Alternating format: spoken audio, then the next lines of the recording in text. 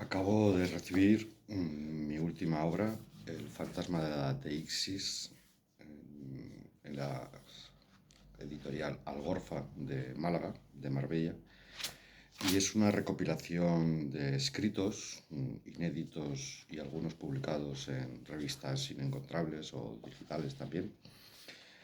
que he seleccionado para este volumen. Un volumen que tiene una vocación propedéutica para otra obra que está en prensa ya, que es un diálogo socrático que se publicará en Plaza de Valdés. Y en este, en El fantasma de la Deixis, lo que hago es presentar los conceptos que después se van a desarrollar de otra manera, de una manera dialógica, en el otro libro. El caso es que he decidido distribuir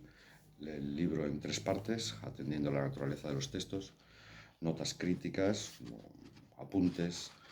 una serie de reseñas donde dialogo con una serie de pensadores contemporáneos, con una serie de atrabiliarios a los que concedo mucha importancia, porque me permiten perfilar mejor mis propios conceptos. Son Albert Galván, Alejandro Arazamena y Ernesto Castro. También hay una serie de artículos a medio camino entre lo académico y lo más sesudo, es decir, donde los conceptos ya exponen buena parte de sus mediaciones. Son algunas conferencias, una de ellas dada en Murcia y otra en Córdoba, más algunos otros donde se tocan temas relacionados con los deícticos y con las categorías. Y asimismo incluyo una traducción muy curiosa de Leibniz sobre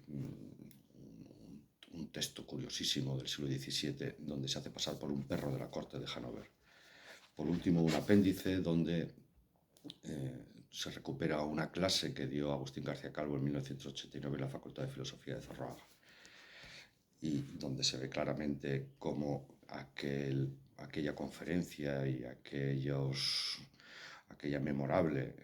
clase que nos dio Agustín García Calvo a estudiantes que teníamos 22 o 23 años,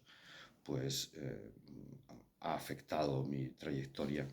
hasta el punto de que se encuentran en ella muchos de los conceptos que aquí desarrollo. Quiero comentar también que el libro está presentado por John Balza, mi antiguo amigo John Balza, con el que publiqué El descrédito de los quilates en 1999 en la editorial Iralca.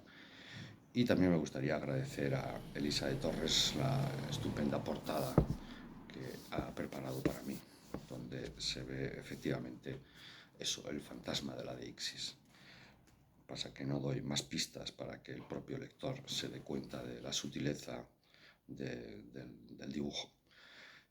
Evidentemente, el fantasma de la Deixis tiene que recordar aquel concepto de Karl Buller, su teoría del lenguaje, la Deixis an fantasma, que es un procedimiento que él descubrió o medio descubrió, pero en cualquier caso teorizó, y al que concedo muchísima importancia. En fin, los textos tienen una dimensión que deambula entre lo gnoseológico y lo lingüístico, es decir, que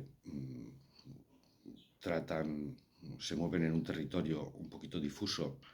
pero que a mi juicio es el que hay que habitar directamente para hacer filosofía. Y por último diría que hay una especial atención a metáforas y a todos aquellos, a metáforas y analogías, en el sentido de que son los procedimientos que tenemos para ir avanzando en la propia especulación. Evidentemente los textos tienen un carácter heteróclito, diría yo, pero quizá a diferencia de otros libros míos se atiende a ciertas cuestiones de actualidad, aunque interpretados pues de aquella manera, que es después de todo aquella que me sale sin especiales dificultades y probablemente por vicios de carácter. Yo diría finalmente que hay una atención especial por cuidar la forma de escribir, es decir, que he incidido en ciertos resabios o sesgos para dar cuenta de los asuntos, pero no por una voluntad estilística, sino más bien por, por atender a aquello que Hegel en alguna ocasión dijo, y que es que allí donde